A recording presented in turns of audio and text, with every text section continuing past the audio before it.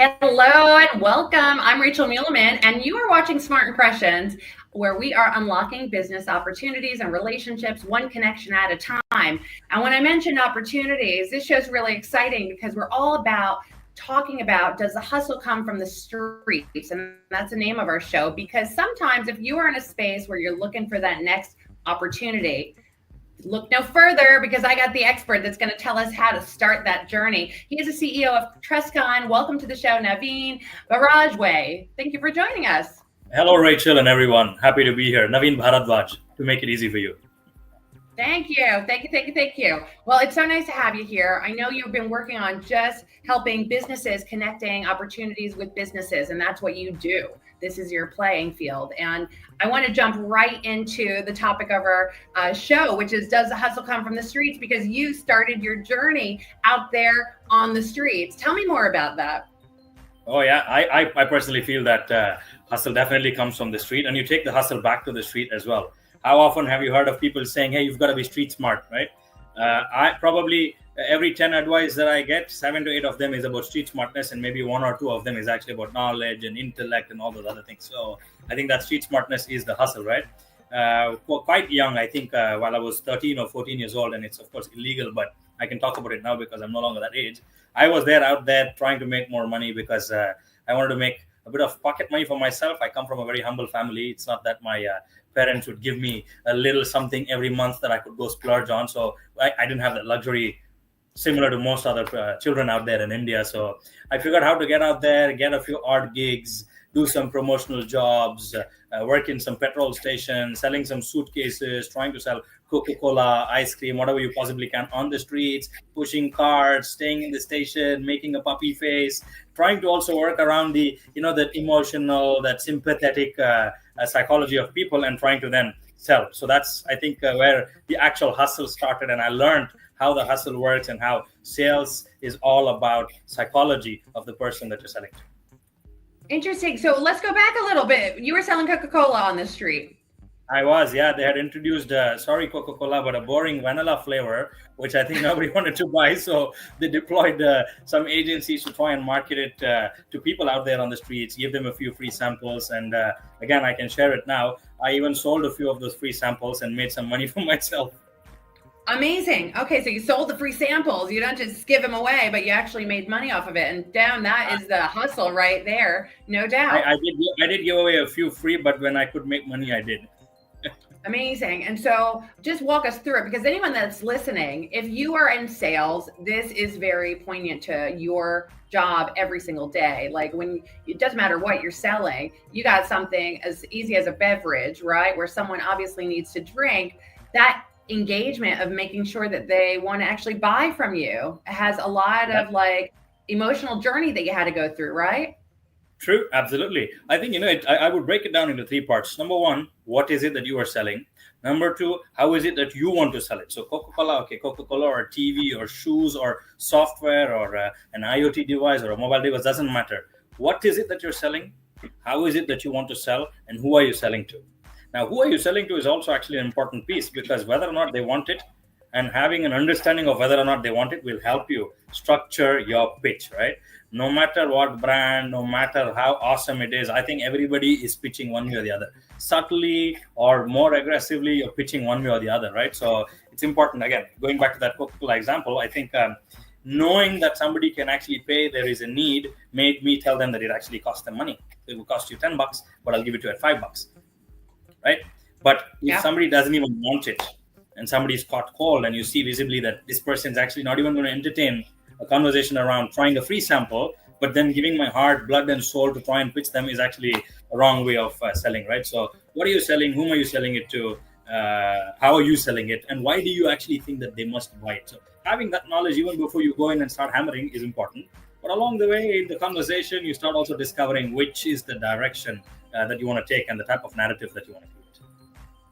No doubt. I think your past experience definitely must have taught you some resilience, right? And definitely some relationship building skills. What would you pinpoint those were in that journey? Well, taking rejections is one thing. And again, resilience, when you talk about it, I think resilience is in particularly in this context, it's accepting the fact that not everybody is going to give you a positive response, and then taking each of those response, no matter what it is, as a learning and bettering yourself. So you keep picking up, you keep learning from every conversation, from every single opportunity that you have or a discussion that you have, and then you keep on sharpening that knife that you want to pierce through, not a human, but pierce through the opportunity, right? So resilience, most certainly, human emotions, human psychology, what actually triggers, what doesn't trigger, what do people respond better to, what do they not respond better to, where do you go wrong, where do you go to listen more, where do you need to pitch more, and when do you go for the kill, or when do you actually go for the closure? I think a lot of these things, back then I didn't realize, but it ended up becoming, I would say, a part of my subconscious mind. Because now, as a full-grown adult running a business with 250 odd employees, trying to launch a bunch of different things, also, I start realizing that, wow, if only I knew back then that those were going to be my foundational skills on which I will start building my future, an ethical, sensible future, I'd probably have done even more to be more conscious about the learning aspects. Yeah, no doubt. And I mean, sometimes you're just picking that up subconsciously, not even realizing you're learning in the journey. But now you're in a position where I can, I love this knowledge and I want you to share it with our community, because clearly I think these are huge tools that can really help. It's about changing the way you look at your challenges, because sales is a rejection play all day, every day. Wouldn't you agree? 100%. If everybody you were trying to sell to actually bought it, then you're actually not selling. You're only facilitating the transaction, right? The whole game of selling is to try and create the need, is to try and convince those that actually don't want to buy, not so easily just sell it to someone that wants to buy it, right? So I think this, and I also firmly believe that everybody is selling, no matter what profession or titles we carry. CEO, sales officer, you be a business development head, or you be a marketing head, you even be a finance head, an administrative person, or an HR person. You are selling. HR is selling to potential candidates that we have the best business on the planet. Finance guys and the procurement guys are selling to suppliers and others that, hey, we need better time, we will pay you, we will give you more business. So if you think about it, who is not selling? Actually, everybody is selling. Even government officials are selling, ministers are selling, politicians are selling. Everybody is actually selling. I think sales is one of the premises upon which the entire human ecosystem is built on. But of course, the way of selling, the style of selling, and recognizing that as a sale or not, or call it any other name, community engagement or collaboration, all these fancy words that we've come up with, that might vary. But I think the underlying principle is that we are all selling. It's amazing. I mean, to me, I agree, right? I agree 100 wholeheartedly. I'm like, everyone's selling. You got me right there. And yet nobody's learning how to do it. Like we don't learn it. It's like almost like real life is teaching you, because school's not educating it, and unless they're going and finding the tools and skills and how to fine tune it, it's not something that is sought after on a regular basis. But everybody needs it as a human. It's like the core of humanity, right? Yeah, absolutely. In fact, one of the things that more often than not you would have also probably looked at, you ask some people, tell me something about yourself, and they go blank, right? They haven't been taught how to actually position themselves as a valuable connection, as a valuable person, as someone that people should actually connect with and have conversations with, collaborate with, and do something with, right? Not their fault. And I don't think it's that nobody is learning. People are learning, but how consciously are they being taught? How conscious is the learning, and how much emphasis is actually being given on that street smartness? How much emphasis is actually being given on, let's say, things like personal branding, positioning yourself in a very smart way, not lying, not going in a very conniving way, not trying to embellish things, but actually realizing what is your substance, what is the value that you bring to the table.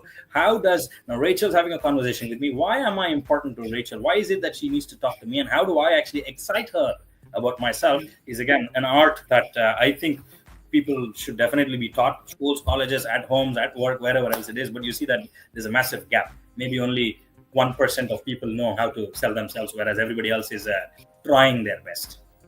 Yeah, but every business needs salespeople to sustain, right? And so there, like you said, there's that big gap, and yet it's the most sought after job on the planet, because you can't sustain a business without sales professionals selling and bringing revenue to the business. Yet the sales professionals, we have that gap because how many people don't understand how to present themselves and the value aspect of it. And we're all here to serve at the end of the day. Like, I'm here just to serve my community knowledge from experts that make an impact to their bottom line, right? And so if I could be a catalyst to this conversation, someone goes, oh, wow, I didn't even think about that, or just change the way they look at it, then I'm happy and I've gotten what I need, you know. And clearly you've established yourself as someone online, digitally, on LinkedIn. You're utilizing that to elevate your value. And I respect that. Really, it's remarkable, and you've achieved it, and I respect it. And that's why we're in this conversation together. So I love it. And unfortunately, it's such a short amount of time. I give everyone a little bit of a teaser, you know, because there's just so much content these days flooding the streets. So let's go right into it. I know this hustle, you know, other than sending everyone to the streets to sell Coca-Cola door to door and see how you learn it, you know, because that's going to teach you something really quick, just from the competency of going through that journey of trying again over and over, and just that repetition, getting that 15,000 hours in to really excel. What do you got for like the top advice of how to give that, you know, give that knowledge if you haven't had it, haven't learned it, to basically, where do you prioritize it? Well, I think, as you rightly said, there's tons and tons of content out there. There are so many different sales coaches and wannabe sales coaches that are throwing lots and lots of advices out there, right? One thing that I want to say is we've got to stick to the basics, because the fundamentals of sales are same. Now, I know that you come from a very strong tech marketing background. Companies, Microsoft, Dell's, HP's, etc., they have field sales as a profession. It's not that they're actually going out there knocking on the doors and trying to sell OS or software to people, right? But they still call it as field sales. Why? Because the humankind has evolved from that field sales aspect to now selling from offices, selling through digital advertisements, selling through influencers, selling through various different social media channels. So I think in terms of tips and advices, number one, self-awareness, right? As I said earlier, what are you selling? How are you selling? Whom are you selling it to? And possibly why are you selling, or why do you think they need to buy it, right? So that self-awareness is absolutely important. Number two, situational awareness, because times are changing. Fundamentals are same, basics are same, but that does not mean that the same thing is actually going to get you the same results that it might have in the past. So you've got to evolve, you've got to engage with various different channels. You need to speak the language, and you need to find your customers where they are. And number three, taking rejections, taking dejections. I wouldn't say take it all positively and optimistically, because I think that's again an overkill, but at least accepting it for what it is, reflecting, and then your next pitch, your next sale, or your next conversation becoming better because of all these learnings and reflections is what I can think of immediately. I love it. I wrote it down. Self-awareness. Number one, evolve, because we're always constantly changing. Technology, for one, is changing faster than anything I've ever seen. And accepting rejection and reflecting. I think that's what I got from those three tips, which are super, super valuable. You know, and it's not so easy to look objectively at the situation, but it is a core value that needs to happen. And I know you've looked at some strategic partnerships in your journey, you know, from doing it by yourself to then deciding that working with other people is the right way to do that. What, maybe you can help just shed a little light onto, when did you realize that prioritizing those strategic partners was the way forward in your business? Quite early, actually. I started realizing that, again, during my teens, when I went to the university while I was already working, I started realizing that you can't do it all alone, because the world is too big for you to be doing it all alone. Even some of the top-notch businessmen, let's say, for example, the Elon Musks of the world, as much as they're all tall, big, shouted upon, and they're the face of their brands and everything, they do have partnerships. They do collaborate with others, because you can't do it all alone, right? You partner with entities, you partner with individuals, you partner within your teams also, because it's important that the collective minds, the collective intellect comes together to drive things forward. Now, I might have an idea, and if I actually look at that idea as my own and I want to do it myself, but I don't have the time and energy, and I sleep on it for the next 1 year, 2 year, 5 years, 10 years, whatever else it is, as opposed to actually engaging somebody else, brainstorming that with them, and then possibly having the bandwidth to support me, or better yet, to execute it, I think it's good, right? So that's why the strategic partnerships aspect kicks in. Now, I was doing events, B2B events, so a large portion of my career has been around B2B events, facilitating business and investment opportunities, connecting businesses with opportunities, helping companies break into new markets, so on and so forth. So when you're doing this, you start realizing that it's all about collaboration. Governments, private sectors, industry and academia, investors, technology community, vendors and suppliers, channel resellers, distributors, consultants, policymakers, media, association partners, consortiums and councils, etc., etc. All of them belong to that common ecosystem. Imagine the collective power of that ecosystem. Why would you not want to collaborate? Why would you not want to partner strategically? Because not everything is, again, transactional or financial, right? As I mentioned earlier, the Coke for free taught me a lesson. I can't put a dollar value to it. The Coke for money, of course, gave me money. I can sit there and count how much I made. But then the learning, the lessons is incredible. The word of mouth is incredible. Trying to tap into somebody else's community is incredible. I think that's where your strategic partnerships comes to play. And you will see that while a lot of the companies, particularly in the tech, energy, so on and so forth industries, were focusing on that, now pretty much every business is talking about strategic partnerships. I think that underlines the need for partnerships.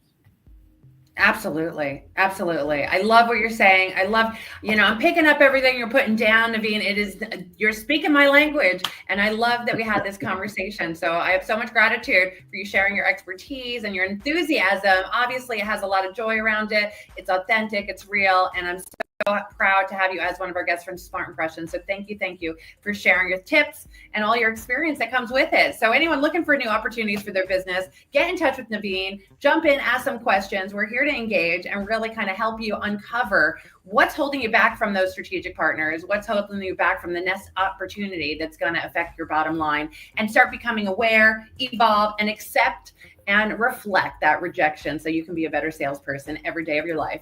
Thank you again for joining us. Thanks again, Naveen, for being our guest.